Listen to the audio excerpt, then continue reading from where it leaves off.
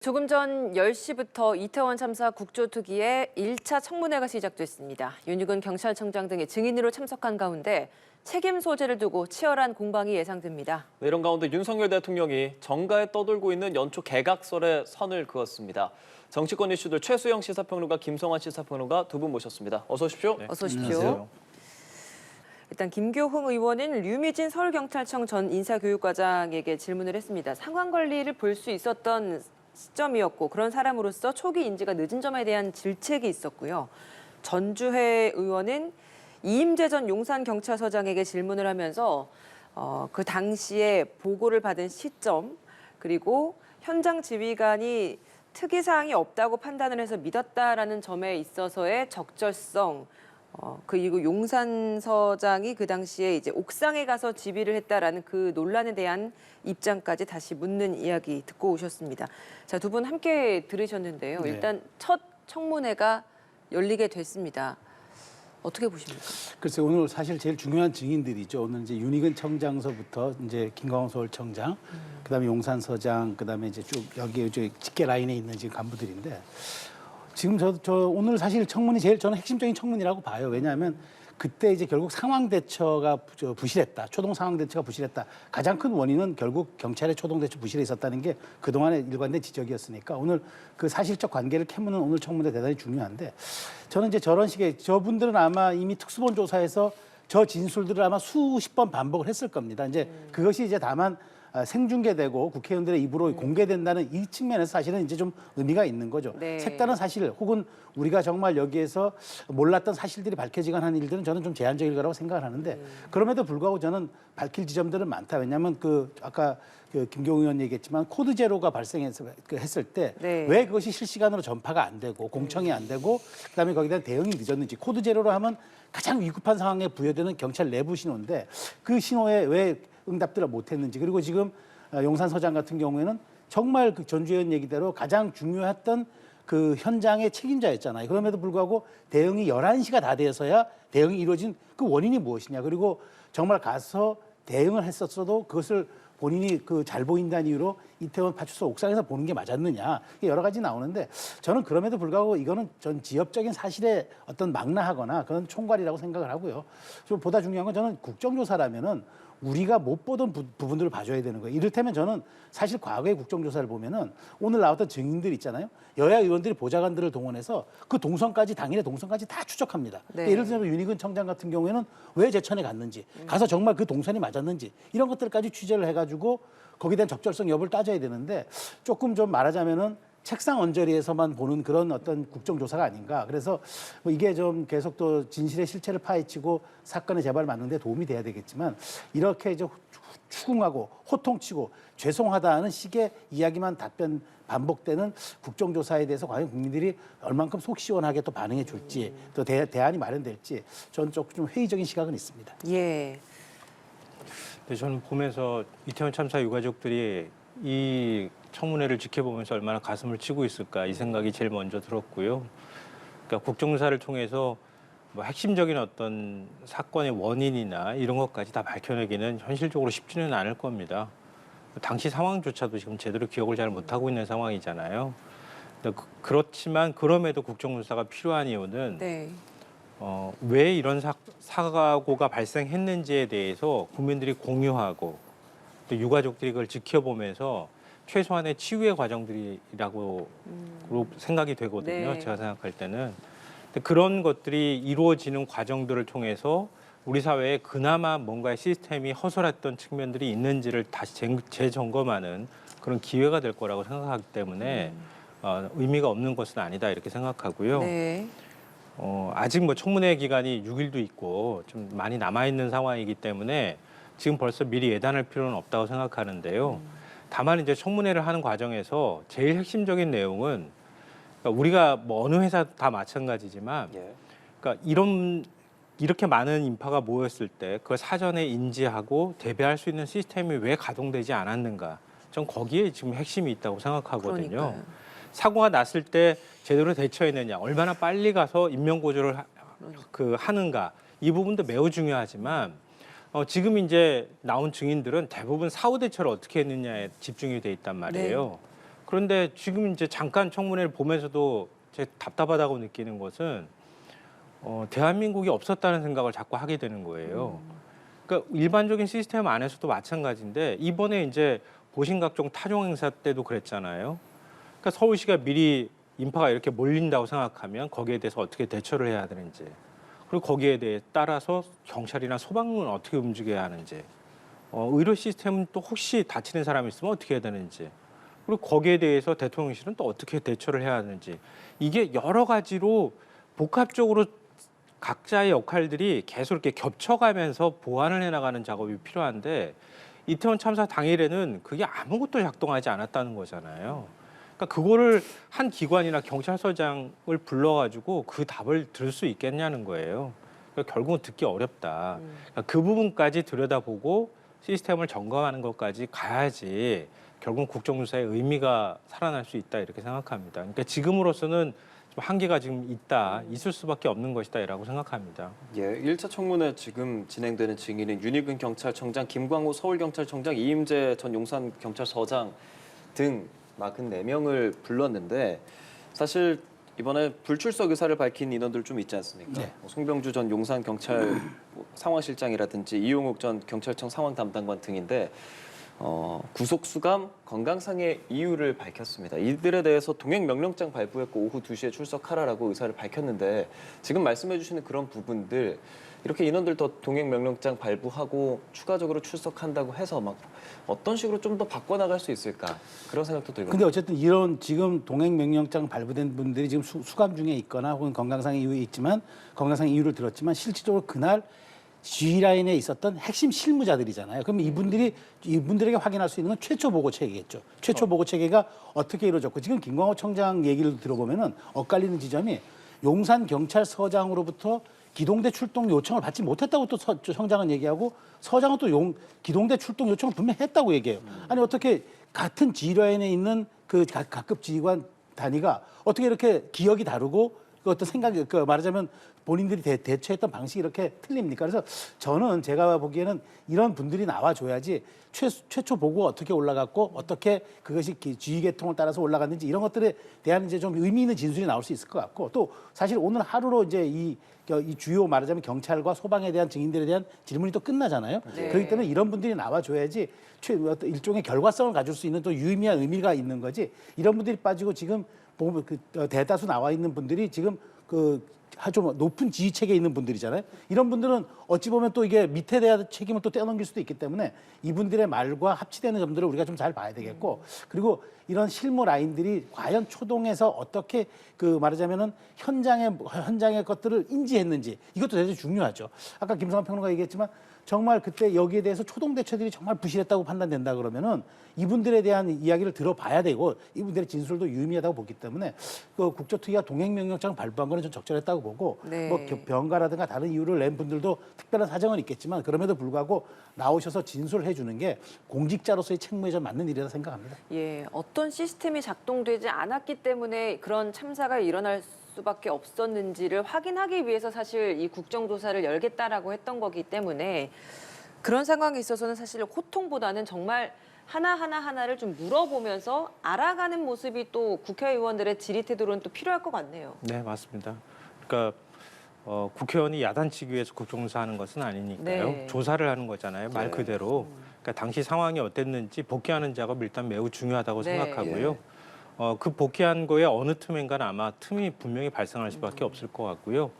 그런 데 있어서 허점이 발견됐을 경우에 국회 차원의 어떤 대책이 필요한지까지 논의가 진행되어야 한다. 네. 그러니까 국정조사는 국정조사 한 번으로 끝나는 게 아니라 결국은 국회 차원에서 어떻게 대책을 마련하는지 어떤 대책을 마련할지에 대해서 검토하는 전 단계로서의 의미를 또 가진다고 하는 생각을 하거든요. 네. 그러니까 그런 면에서 이제 의미 있다고 보고요.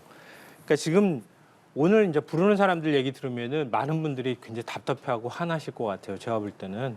왜냐하면 현장에 있는 사람들이 저는 빨리 뛰었습니다 이렇게 얘기하는데 지금 빨리 뛰었다고 말을 할 수가 없는 상황이잖아요. 하다못해 제일 일선에 있다고 하는 용산경찰서장조차도 저는 1시간이 지나서야 알았습니다. 이런 식으로 얘기하고 있는 상황이잖아요.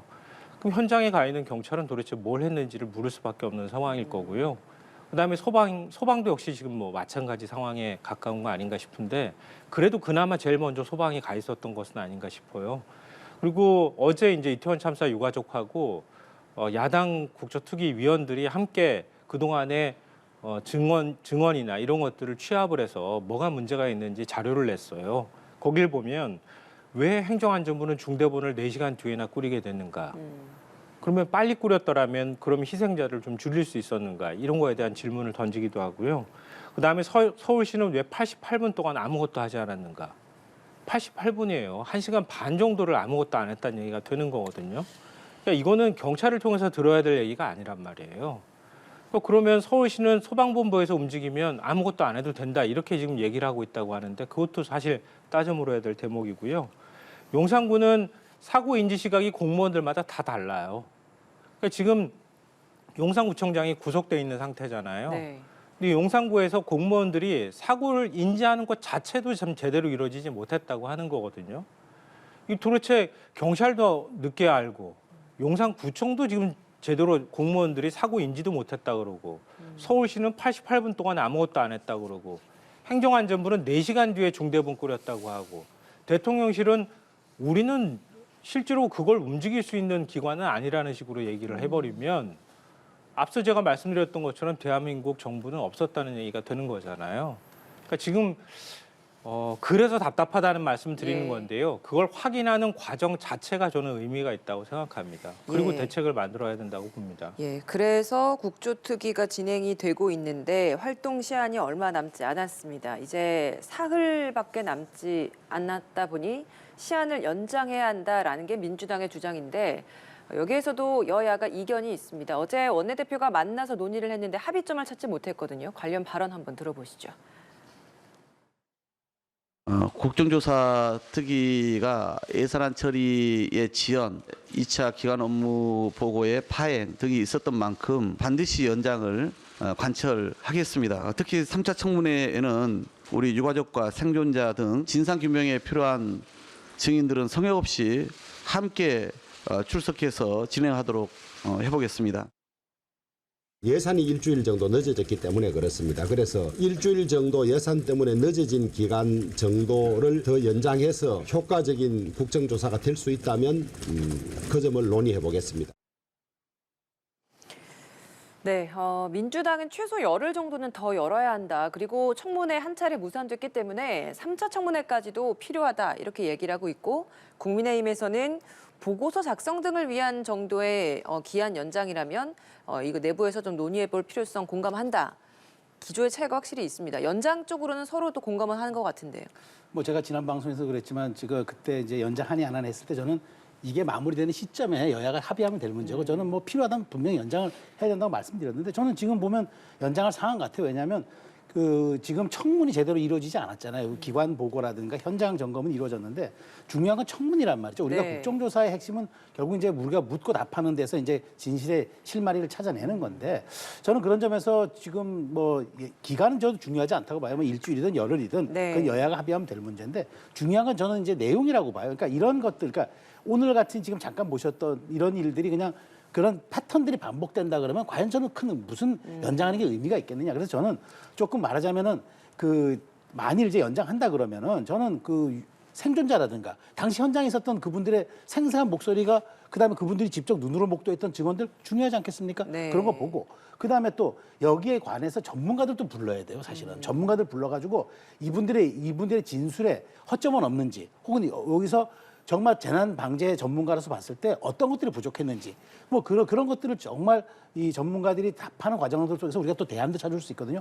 이런 점들을 통해서 그렇게 좀 내실 있는 증인들 이런 분들을 채택하고 그런 청문을 하는 기관이 중요한 거지 이게 일주일이든 열흘이든 시간적 제한이 무슨 전 의미가 있겠습니까? 그럼 연장해서 청문회를 한 번 정도는 더 열어야 한다는 생각을 그렇죠. 저는 갖고 그 정도는 계신 가능하다고 봐요. 거네요. 그래서 그때는 이제 생존자도 좀 불렀으면 좋겠고 그다음에 이제 지금 닥터카 논란 나오고 있는데 예. 저는 이건 지역적인 문제라고 봐요. 근데 이것도 합의 못 해줄 이유가 뭐가 있습니까? 왜 그분도 지금 신한영 의원 같은 경우도 사실은 그 당시에 의사로서 또 국회의원으로서 가서 이런 일이 있었는데 눈으로 또 본 게 있지 않겠습니까? 그런 것도 들어볼 필요가 있겠죠. 그래서 이런 걸 가지고 너무 여야가 당리당략적으로 접근할 필요는 없고 좀 대승적으로 일주일이든 열흘이든 여야가 필요하다고 합의했으면 저는 내실 있게 정말 우리가 대안을 찾으려고 했으면 이런 일이 재발되지 않도록 시스템을 만들고 제도를 만드는 그런 쪽으로 저는 여야가 합치해가지고 그렇게 기간도 연장하고 청문 내용도 좀 새롭게 좀 구성하고 저는 이렇게 했으면 좋겠다는 생각이 듭니다. 정말 예산 협의가 늦어지면서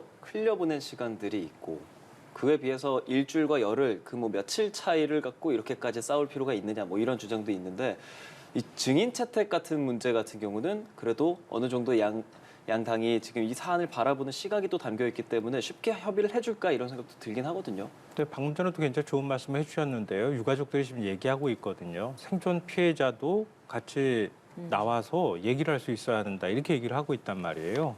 그리고 하다못해 이태원 참사가 발생했을 때 그때 상인들도 옆에서 다 지켜봤을 거 아닙니까?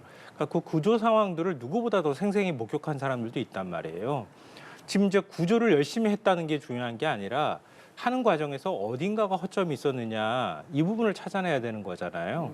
그러면 그 주변에 있었던 사람들 또 당시에 본인 스스로가 피해를 당했을 때 얼마나 빨리 도와줬는지 와서 그렇게 신고를 했을 때 얼마나 적절한 조치를 취했는지 과연 그랬을 때 생존자들을 더 많은 사람들을 살릴 수 있었는지 없었는지를 알기 위해서는 단순히 구조대로 들어갔던 사람들의 목소리도 중요하겠지만 그 장소에서 생존했던 생존자의 목소리도 굉장히 중요하단 말이에요. 그걸 거부할 명분이 사실은 없는 거예요. 근데 제가 알기로는 지금 국민의힘 쪽에서 거기에 대해서 미온적인 태도를 보이고 있단 말이에요. 그러니까 그런 것들 가지고 좀 불필요하게 싸울 필요는 없다고 보고요. 말씀하셨던 것처럼 신현영 의원 같은 경우에 정말 불러야 될 필요가 있다고 생각하면 이태원 참사 발생하는 원인과 관련돼 있는 사안들은 아니잖아요. 그 이후에 대처에 관한 문제이기 때문에 나중에 청문 기간이나 아니면 국조 기간이 연장이 된다고 하면 청문회 횟수를 좀 더 늘린다고 가정했을 때 나중에 또 부를 수도 있는 거 아니겠습니까? 네. 그러니까 지금 진짜 중요한 사전 대비에 관한 문제하고 그 대처를 적절하게 했는가, 그 책임자들은 정말 제대로 된 대처를 했는가를 살펴보는 게 우선이라고 하면 그거부터 먼저 하고 그리고 난 다음에 나중에 가서 보충해가지고 부를 수 있는 사람들이 있으면 더 부르는 이런 방식들을 선택할 수 있는데 예. 아예 청문회 날짜를 정하거나 아니면은 국조기간 연장하는데 그걸 먼저 옵션처럼 전제 조건으로 내세우는 건 좀 바람직하지 않다고 생각합니다. 알겠습니다. 한동숙 국무총리도 역시 필요하다면 나와야죠. 국무총리인데 왜 안 나와야 합니까? 예. 나와야 할 필요가 있다고 하면 나와야죠. 네, 이태원 참사 국정조사 오늘 첫 청문회 열렸고요. 그 현장 다녀와서 관련 이야기 나눠봤습니다. 이 주제는 여기까지 다뤄보고요. 주제 바꿔보겠습니다. 민주당과 한동훈 장관 괴이하다라는 발언을 놓고 설전을 주고받았습니다. 무슨 이야기인지 먼저 관련 발언 듣고 대담 이어가 보겠습니다. 어디서 이상한 소리가 자꾸 들리는데 이 김남국 의원 돈 봉투 받는 소리 같은 아닌가? 오시락거리는 소리. 제가 유머를 참 좋아하거든요. 근데 이게 웃긴가요? 국민들이 이거 보고 정말 웃으셨을까요? 먼 옛날 얘기나 먼 나라 얘기면 웃을 수 있겠지만 이건 그냥 괴이할 뿐이죠. 요즘 한동훈 장관 해번 현안에 대해서 발언을 하고 있죠. 뭐랄까요, 이게 한편의 연극을 보는 듯한 그런 좀 느낌이 듭니다. 대한민국 역사에서 한 번도 보지도 듣지도 못했던 장관의 모습이고, 그래서 저는 한동훈 장관이야말로 정말 가장 괴이한 장관이다. 네, 한동훈 장관이 노웅래 의원 체포동의안에 대한 그 제안 설명을 하러 나온 당시에 돈봉투 부스럭거리는 소리까지 다 났다, 그 녹음이 돼 있다라고 한 그 발언을 가지고 이재명 대표가 최고위 회의에서 이걸 어찌 보면 사용을 해서 어디서 돈봉투 뭐 부스럭거리는 소리 나지 않습니까? 이렇게 또 이야기를 하게 됐습니다. 그러면서 이게 좀 웃는 소리까지 같이 좀 들을 수 있었는데 이게 이제 논란이 되니까 기자들이 그날 한동훈 장관에게 질문을 했습니다. 이런 이야기가 나온다라고 했더니 오히려 정색을 하면서 이게 웃깁니까? 라고 이야기를 했고 거기에서 나왔던 그 괴이하다라는 단어를 가지고 뒤에 김의겸 대변인이 다시 또 반박을 하는 반박에 제 반박이 오고 가는 그런 상황이 돼 버렸습니다. 자, 양측이 이렇게 말의 전쟁을 주고받는 이 상황 어떻게 보고 계십니까? 저는 이재명 대표의 저 상황을 보면 사실 저는 솔직한 말씀드리면 민망했습니다. 과연 저게 제1야당의 대표가 최고위원회의 석상에서 저렇게 연극 배우 다닌 사람이 저렇게 상황극을 꼭 펼쳐서 사람을 민망하게 만들어야 될까? 저는 사실 제가 좀 약간 속으로 정말 좀 당황스러웠는데요. 저는 이 괴이라는 단어가 지금 저는 그렇습니다. 결국 저는 민주당이 지난번 제가 조금 거슬러 올라가면 이렇게 정권을 그 5년 만에 뺏긴 게 윤석열 악마화에 있었다는 얘기를 진중권 교수라는데 그 강준만 교수가 책에서 한번 한 적이 있어요. 저는 민주당이 저렇게 설령 본회의장에서 국무위원이 어떤 체포동의안에 대한 제안 설명하는데 조금 그 내용이 과도했다 하더라도 한번 비판하고 국무위원회 자세를 똑바로 가지라고 하면 될 일을 그걸 계속 지금 일주일째 확대 재생산을 하는 거예요. 그래서 결국 괴이라는 단어가 등장했는데 전 괴이라는 단어가 민주당의 편협스러움과 민주당의 지금 당황스러움, 민주당의 지금 정말 방탄스러움을 저는 입증할 수 있는 단어밖에 안 된다고 봐요. 결국 괴이라는 단어가 갖고 있는 프레이밍이 그 한동훈을 악마화하거나 혹은 한동훈을 저격하는 그런 단어가 아니라 오히려 민주당의 지금 처한 상황들을 역설적으로 보여주는 단어가 되고 있고 이걸 다시 또 민주당의 대변인이 김의겸 의원이 또 괴이한 장안으로 받음으로써 저는 이 이슈를 더 끌어간다고 보는 거예요. 그러면 저는 민주당이 이 문제에 대해서만큼 저는 매우 전략적 패착을 하고 있다. 아니 어쨌든 피의 사실로 6천만 원이 뇌물수수로 적시된 사람이 부결되었으면은 거기에 대해서 책임을 지고 그냥 넘어가면 될 문제인데 이 문제를 가지고 끊임없이 하는 순간 이게 지금 방탄 프레임이 일주일째 가고 있고 결국에는 그래서 부결시켰는데 민주당 뭐가 잘났어요? 라고 하는 국민적 물음에 뭐라고 답할 것입니까? 저는 한동훈 장관을 저격하기 위해서 우회적으로 갔는지 아니면은 지금 방탄을 그러니까 노웅래 의원을 부결시킨 이 민망함 때문에 계속 이 문제를 한동훈 책임으로 끌어가려고 하는 것인지 그 속내는 모르겠지만 그 두 가지 다 그렇다 하더라도 이 문제는 민주당으로서 대단히 부적절한 대응일 수밖에 없다고 저는 생각합니다. 예, 임시국회 소집 여부로도 뭐 기싸움을 하고 있는 여야인데 괴이하다 이 발언을 갖고도 여야가 계속 이야기하고 있습니다. 저희가 이렇게 얘기하는 것 자체가 민주당한테 그렇게 썩 좋은 모습은 아닐 것 같은데요. 그러니까 민주당의 대처에 저는 분명히 문제가 있다고 생각해요. 그러니까 체포동의안 부결된 것에 대해서 다수의 국민들은 아마 부정적으로 인식할 거예요. 그러면 이렇게 농담으로 뭔가 풀어가는 듯한 모습을 보이기보다는 체포동의안 부결에 대해서 일단 민주당이 낮은 자세를 취하는 게 맞다. 일단 기본적으로 그렇게 해야지 어떤 이유를 되더라도 다수당으로서 민주당이 책임이 어느 정도 있다고 하는 점들을 인정한 선 안에서 논쟁을 이어가야지 맞다고 생각하고요. 네. 다만 이제 이번 논쟁의 핵심은 이거는 좀 놓치지 않았으면 저는 좋겠어요. 그러니까 한동훈 장관이 제안 설명하는 거 아마 많은 분들이 보셨을 거예요. 저는 경악했어요. 그 제안 설명하는 거 보면서 저 사람이 법무부 장관인가 검찰총장인가 일개 검사인가 구분이 안 되더라고요. 그러니까 법무부 장관으로서의 역할이라는 게 있는 거거든요.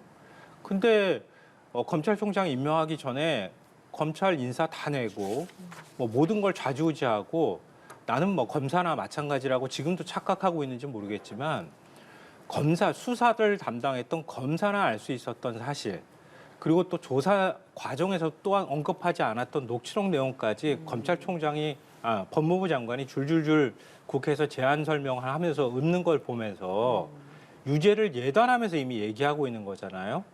그럼 뭐하러 뭐 체포동의안을 국회에서 처리합니까?